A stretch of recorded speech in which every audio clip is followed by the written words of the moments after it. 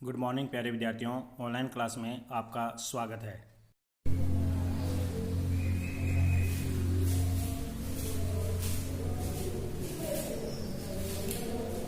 प्यारे विद्यार्थियों, आज हम पढ़ेंगे संसद के कार्य। तो मैं आपको लोकसभा राज्यसभा के बारे में अलग अलग टॉपिक के बारे में बता चुका हूँ। आज हम संसद के कार्य के बारे में पढ़ेंगे। तो संसद का जो पहला कार्य है वो है आपके विधि निर्माण का कार्य। सरकार के व्यवस्थापिका का सबसे प्रमुख अंग विधि का निर्माण करना होता है, क्योंकि हम संसद को व्यवस्थापिका भी कहते हैं और व्यवस्थापिका का जो प्रमुख कार्य है वो है विधि निर्माण का कार्य। संसद भारत की व्यवस्थापिका है, अतः उसका मुख्य कार्य है विधि निर्माण का कार्य। यानी मुख्य कार्य अगर हम बात करें तो मुख्य कार्य विधि निर्माण का कार्य है। विधि निर्माण का कार्य ये प्रमुख कार्य है उसका, विधि निर्माण का। इसके साथ साथ संविधान की जो 7वीं सूची है उसमें आप देखोगे कि संघ सूची, राज्य सूची, संवर्ती सूची के माध्यम से संघ व प्रांतों में शक्तियों का विभाजन किया गया है। मैंने आपको बताया था कि 3 सूचियों के अंतर्गत तीन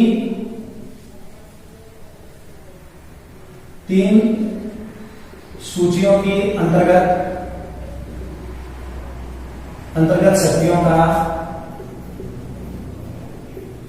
शक्तियों का विभाजन किया गया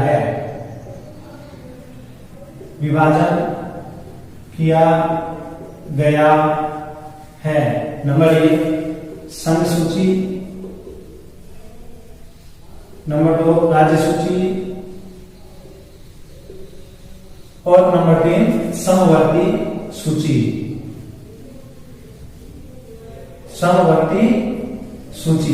इन 4 सूचियों, इन 3 सूचियों के अंतर्गत केंद्र सरकार और राज्य सरकार, इन सभी की शक्तियों का विभाजन किया गया है। इसके साथ साथ अगर हम बात करें तो संघ सूची है, राज्य सूची है और समवर्ती सूची।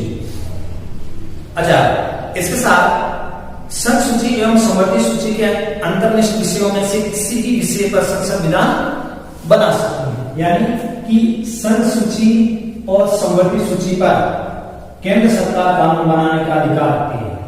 यानी केंद्र सरकार कानून बना सकती है। ठीक है। इसके साथ अगर हम बात करें तो अवशिष्ट शक्तियों पर भी विधि निर्माण की शक्ति संसद को प्राप्त है। राज्यों को सौंपे गए राज्य सूची के विषय के संबंध में कुछ परिस्थितियों में संसद विधान यानी कानून बना सकती है। राज्य सूची के अंतर्गत जो विषय हैं, इन विषयों पर कुछ विषयों को जिनको संसद राष्ट्रीय महत्व का घोषित करके और उन पर कानून बनाने का अधिकार रखती है। इस बात को आप नोट कर लेना। इसके साथ कानून बनाने के प्रस्ताव को साधारण विधेयक कहते हैं। क्या कहते हैं? साधारण विधेयक। यानी कानून बनाने के प्रस्ताव को साधारण विधेयक कहते हैं। साधारण विधेयक कहते हैं।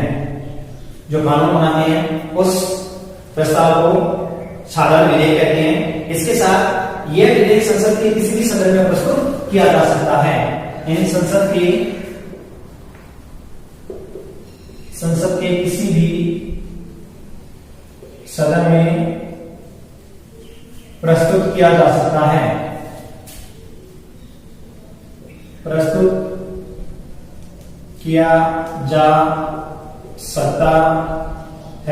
ये विधेयक संसद के किसी भी सदन में प्रस्तुत किया जा सकता है।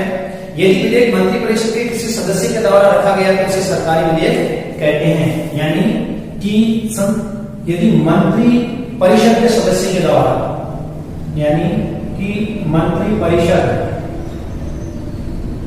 के सदस्य के द्वारा विधेयक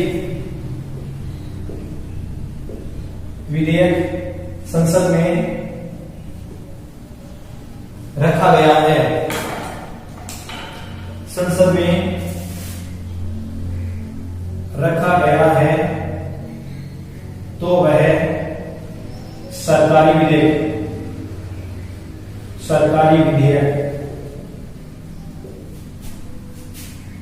विधेयक कहलाता है। यदि संसद के सदस्यों के द्वारा विधेयक को संसद में रखा जाता है तो वह गैर सरकारी कहलाता है, यानी मंत्री परिषद के सदस्य, ठीक है ना, जो मंत्री परिषद में सम्मिलित होते हैं, ठीक है, सारे सदस्य नहीं होते हैं, कुछ ही सदस्य मंत्री परिषद में सम्मिलित होते हैं जो मंत्री कहलाते हैं। लेकिन संसद के बाकी सदस्यों के द्वारा यदि विधेयक संसद में रखा जाता है तो वह गैर सरकारी विधेयक कहलाता है। इसके साथ साथ विधेयक को पारित होने के लिए सदन में अनेक प्रक्रियाओं से गुजरना होता है और विधेयक के प्रत्येक सदन में 3 वाचन होते हैं। कितने वाचन होते हैं? 3, यानी कि विधेयक के प्रत्येक सदन में 3 वाचन होते हैं। 3 वाचन होते हैं। 3 वाचन का मतलब है कि इसको लगभग पहली बार जब वो प्रस्तुत किया जाता है तो उसको पढ़ा जाता है, फिर उसमें संशोधन किया जाता है और अंतिम रूप से उसे स्वीकार किया जाता है। इस तरह से 3 प्रकार के वाचन होते हैं। आमतौर पर तब क्या होता है कि नियमित समय में सदन से संबंधित सदस्य खड़े होकर के प्रस्ताव करता है और प्रत्येक विधेयक को पेश करने की अनुमति भी दी जाती है। जब कोई भी सदस्य विधेयक लेकर के आता है तो उसको पीठासीन अधिकारी यानी कि संसद लोकसभा में या राज्यसभा में जब भी प्रस्तुत किया जाता है तो पीठासीन अधिकारी उसको पेश करने की अनुमति देता है। इसके साथ आमतौर पर अनुमति दे दी जाती है और इस प्रकार सदन में विधेयक को प्रस्तुत करने की अनुमति से ही उसका प्रथम वाचन कहलाता है। यानी प्रथम वाचन का मतलब है जब विधेयक को संसद में प्रस्तावित की अनुमति मिल जाती है तब वह प्रथम वाचन कहलाता है। द्वितीय वाचन किसी विधेयक की सबसे महत्वपूर्ण एवं निर्णायक अवस्था होती है। सामान्यतः इस विधेयक में विधेयक को प्रवर समिति का गठन किया जाता है। देखो प्रथम वाचन में क्या होता है? प्रथम वाचन संसद में विधेयक प्रस्तुत करना, विधेयक प्रस्तुत करना, ये प्रथम वाचन। द्वितीय वाचन संसद की द्वितीय वाचन में संसद की प्रवर समिति का गठन करना। ये प्रवर समिति उस विधेयक में विभिन्न प्रकार के सुझाव देती है, उसको संशोधन करती है और उसके बाद में वह उसी सदन में प्रस्तुत करती है। वो द्वितीय वाचन होता है। और अंतिम जो तृतीय वाचन है वो निर्णय अवस्था होती है। तो अंतिम रूप से पारित करने के लिए सदन में प्रस्तुत किया जाता है और चूंकि द्वितीय वाचन में विस्तार से विधेयक पर चर्चा हो चुकी होती है, अतः तृतीय वाचन में सामान्य चर्चा के उपरांत उस पर मतदान होता है। यदि उपस्थित और मतदान करने वाले सदस्यों को साधारण बहुमत विधेयक के पक्ष में हो तब उसे सदन में पारित समझा जाता है। तो तीसरे वाचन में उसको सामान्यतः चर्चा होती है और उसको सदन में पारित करने के लिए सदस्यों का मतदान किया जाता है। तृतीय वाचन में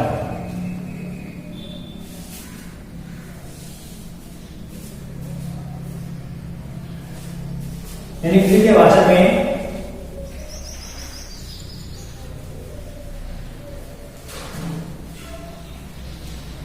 तृतीय वाचन में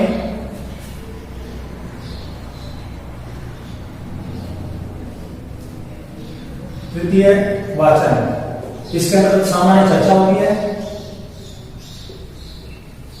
सामान्य चर्चा वह अंतिम रूप से सदन में पारित किया जाता है। पारित करके मतदान करना।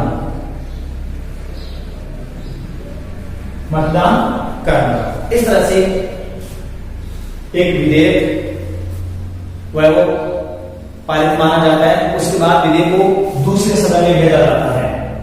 विधेयक को दूसरे सदन में भेजना, दूसरे सदन में भेजना। दूसरे सदन में भी वही 3 वाचक होते हैं। यदि दूसरा सदन विधेयक को पारित कर ले तब दोनों सदनों द्वारा पारित समझा जाता है। यानी कि दूसरा सदन विधेयक को पारित कर देता है,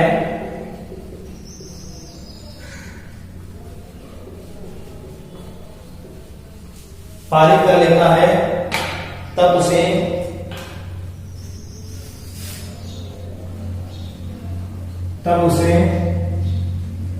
पारित माना जाता है। इस प्रकार वह विधेयक पारित हो जाता है। अब उसको अंतिम रूप से यदि मान लो कि दोनों सदनों के बीच में किसी भी प्रकार का अगर विवाद उत्पन्न हो जाता है तो दोनों सदनों की संयुक्त बैठक बुलाई जाती है। यानी विवाद के समय दोनों सदनों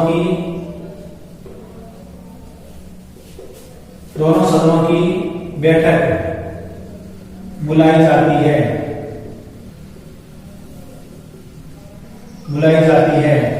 इसके साथ साथ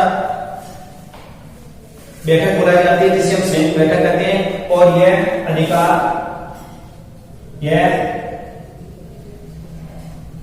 संविधान के अनुच्छेद 108 के अनुसार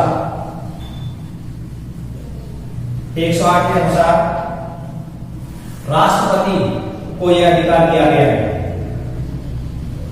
राष्ट्रपति को यह अधिकार दिया गया है कि वह दोनों सदनों की संयुक्त बैठक बुला सकता है और उन पर मतदान किया जाता है। और उसके बाद ये संयुक्त बैठक में दोनों का मतदान होता है और यदि विधेयक के पक्ष में मत अधिक होते हैं तो वह विधेयक पारित माना जाता है और अंतिम रूप से विधेयक राष्ट्रपति के हस्ताक्षर के लिए भेज दिया जाता है। क्योंकि वह कार्यपालिका का संवैधानिक प्रमुख होता है और वह कार्यपालिका का संवैधानिक प्रमुख होने के साथ साथ संसद का भी अभिन्न अंग होता है। और अनुच्छेद 111 के अनुसार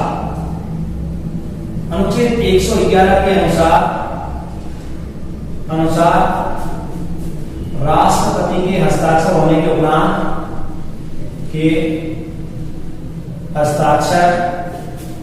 पर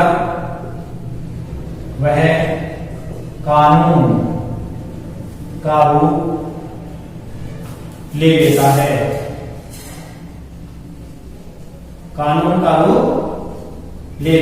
यानी कि वो के कानून बन जाता है।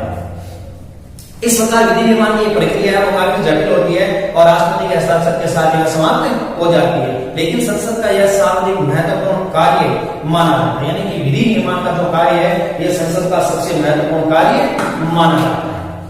अब आपके दूसरा कार्य आता है धन विधेयक को पारित करना, कि धन विधेयक कैसे पारित होता है। यानी जो धन से संबंधित है या वित्त विधेयक है वो जिसे कहते हैं धन विधेयक पारित करना। धन विधेयक संबंधी कार्य या धन विधेयक पारित करना। मैंने आपको पहले ही बताया कि संसद का जो दूसरा कार्य है धन विधेयक पारित करना है और संविधान के अनुच्छेद 109 के अनुसार धन विधेयक केवल और केवल संसद के लोकसभा सदन में ही प्रस्तुत किया जा सकता है। ठीक है। और धन विधेयक राज्यसभा में प्रस्तुत नहीं किया जाएगा। वह राष्ट्रपति की सिफारिश पर केवल लोकसभा में प्रस्तुत किया जाता है। लोकसभा द्वारा पास किए जाने के उपरांत उसको राज्यसभा में भेजा जाता है और राज्यसभा के पास 14 दिन का समय होता है कि वह यदि 14 दिन के भीतर लोकसभा में उसको लौटाना अनिवार्य होता है और 14 दिन के अंदर वह लोकसभा में नहीं लौटा सकती है, तब दोनों सदनों के द्वारा पारित माना जाता है। इस तरह से धन विधेयक अनिवार्य रूप से एक सरकारी विधेयक होता है, गैर सरकारी विधेयक एक, क्योंकि धन विधेयक केवल वित्त मंत्री के द्वारा ही राष्ट्रपति की अनुमति पर लोकसभा में प्रस्तुत किया जाता है। ये संविधान के अनुच्छेद 109 के अंतर्गत ऐसी व्यवस्था की गई है कि धन विधेयक लोकसभा में प्रस्तुत किया जाता है, लोकसभा में प्रस्तुत किया जाता है, राज्यसभा में नहीं, राज्यसभा में नहीं। धन विधेयक केवल लोकसभा में ही प्रस्तुत किया जाएगा, राज्यसभा में प्रस्तुत नहीं किया जाएगा। इसके साथ साथ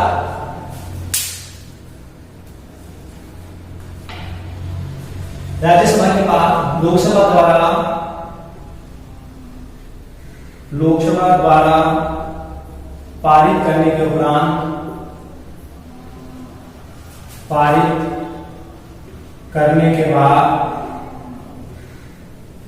राज्यसभा में भेजा जाता है, राज्यसभा में भेजा जाता है। राज्यसभा के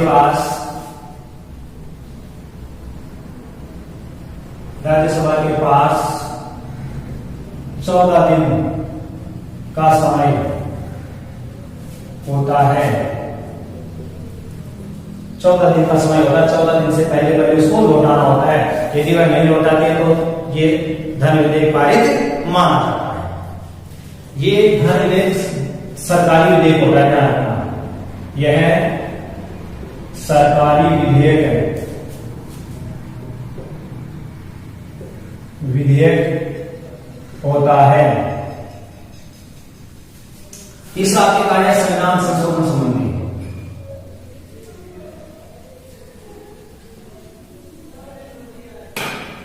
संविधान संशोधन संबंधी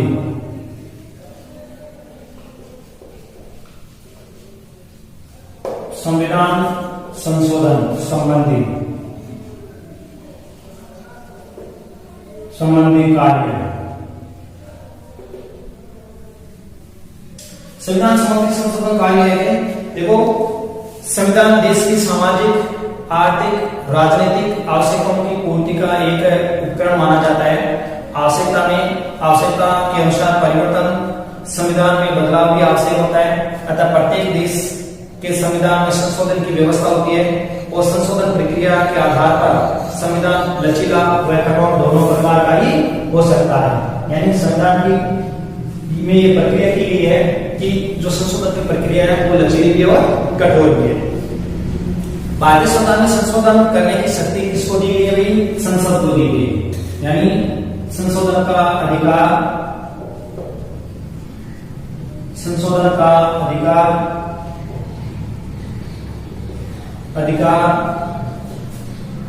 संसद को दिया गया है अनुच्छेद 368 के अनुसार। और इसमें तीन प्रकार से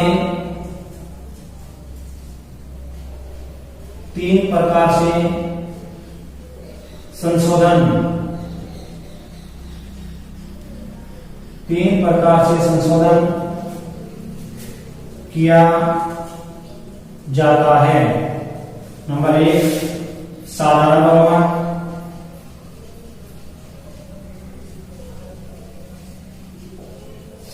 बहुमत, नंबर 2 उपस्थित सदस्यों का 2/3 बहुमत, और नंबर 3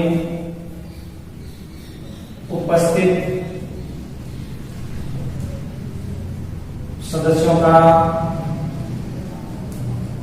2/3 बहुमत के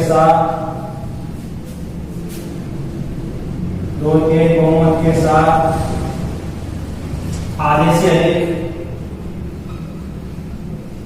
आधे से अधिक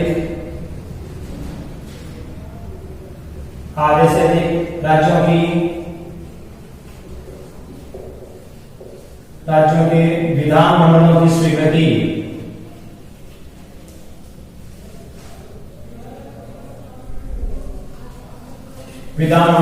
स्वीकृति या अनुमोदन आवश्यक है, तभी संविधान में संशोधन किया जा सकता है।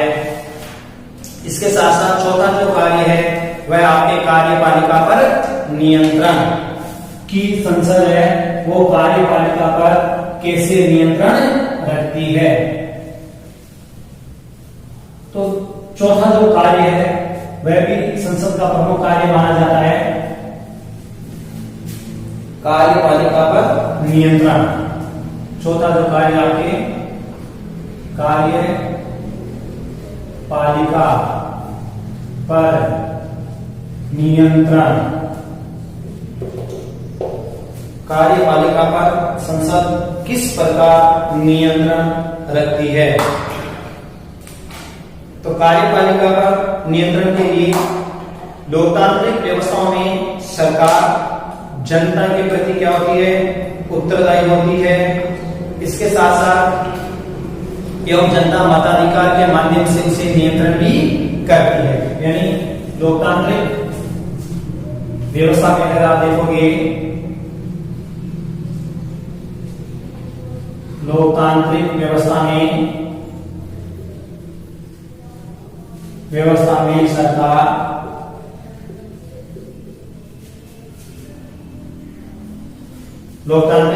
में सरकार जनता के प्रति उत्तरदायी होती है तथा सरकार के कार्यों का जनता सरकार को मतदान के द्वारा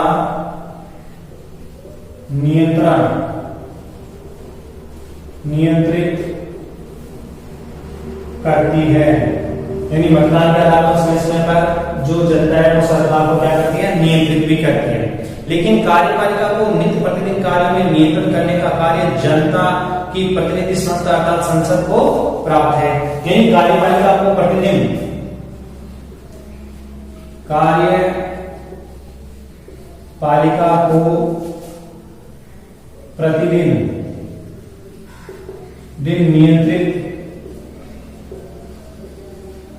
नियंत्रित करने का अधिकार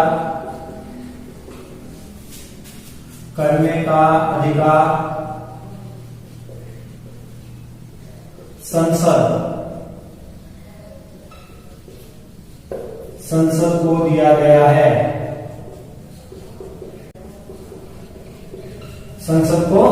दिया गया है। भारतीय संसद विभिन्न तरीकों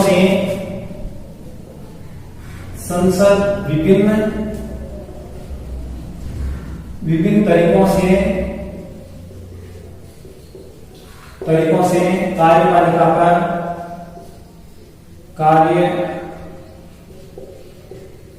पर नियंत्रण करती है। नंबर 1, प्रश्नकाल के माध्यम से प्रश्नकाल, शून्यकाल, यानी प्रश्न पूछकर शून्यकाल। नंबर 3 आपके ध्यानाकर्षण प्रस्ताव, ध्यानाकर्षण प्रस्ताव, काम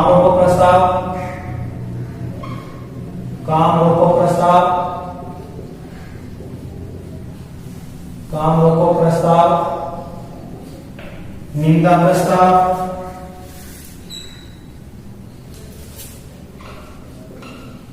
निंदा प्रस्ताव,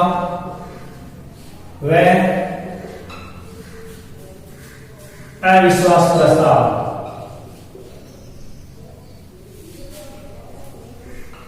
अविश्वास प्रस्ताव आदि के माध्यम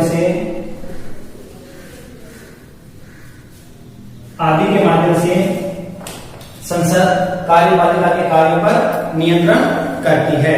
अविश्वास प्रस्ताव मंत्रि परिषद को अपने पद से हटाने के लिए विपक्ष के द्वारा लाया जाता है। यानी ये जो अविश्वास प्रस्ताव है ये मंत्रि परिषद के माध्यम से विपक्ष के द्वारा मंत्रि परिषद को हटाने के लिए लाया जाता है। यदि विश्वास मत के पारित न होने, यानी अगर सरकार के पास में विश्वास न हो और अविश्वास मत के पारित होने पर दोनों का ही परिणाम मंत्रि परिषद को अपने पद से हटना पड़ता है। यानी अगर मान लो कि विश्वास मत है वो पारित न होने पर, यानी कि जो भी राजनीतिक पार्टी उसको लोकसभा में अगर मान लो विश्वास नहीं होता है पूरा कि भाई उनके पास में कोरम पूरा नहीं होता है, तब भी वो सरकार नहीं बना सकते। और यदि मान लो अविश्वास प्रस्ताव पारित हो जाए तो भी दोनों ही स्थिति में मंत्रि परिषद को अपने पद से त्यागपत्र देना पड़ता है। इसके साथ ही संसद देश में विचार विमर्श का सबसे बड़ा मंच है। देश के अंतर्गत हमारी जो संसद है वो सबसे बड़ा मंच है।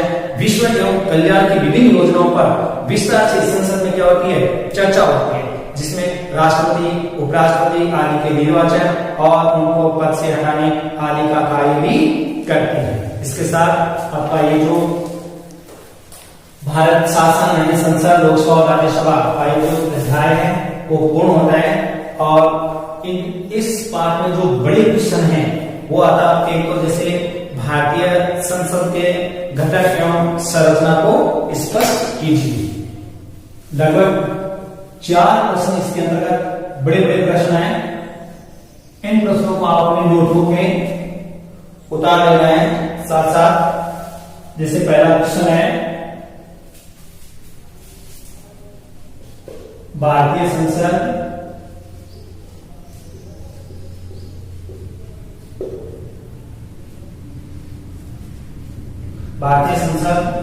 के गठन व संरचना को स्पष्ट कीजिए। ये पहला क्वेश्चन है। दूसरा आपके संसद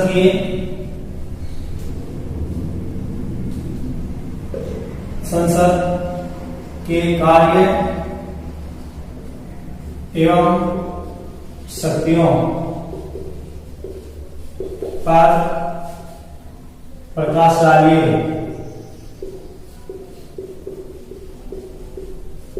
दूसरा क्वेश्चन। तीसरा क्या आता है, भारतीय संसद दुनिया की शक्तिशाली विधायकों में भारतीय संसद दुनिया की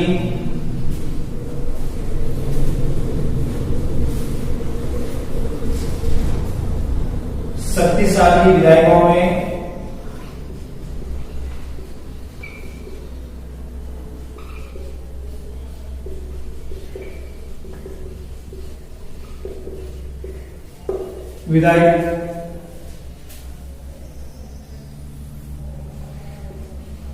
विधायकों में एक मानी जाती है।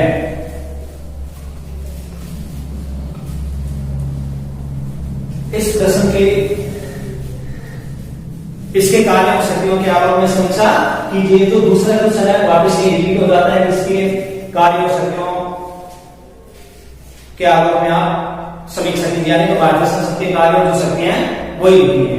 तो निश्चित रूप से ये जो आपका पार्ट है ये कंप्लीट हो जाता है। और इसमें अगर आपको किसी भी प्रकार की कोई समस्या हो तो आप पुनः व्हाट्सएप ग्रुप पर उस प्रश्न को लिखकर आप मैसेज कर दें, आपको अच्छी तरह से और समझा दिया जाएगा। धन्यवाद।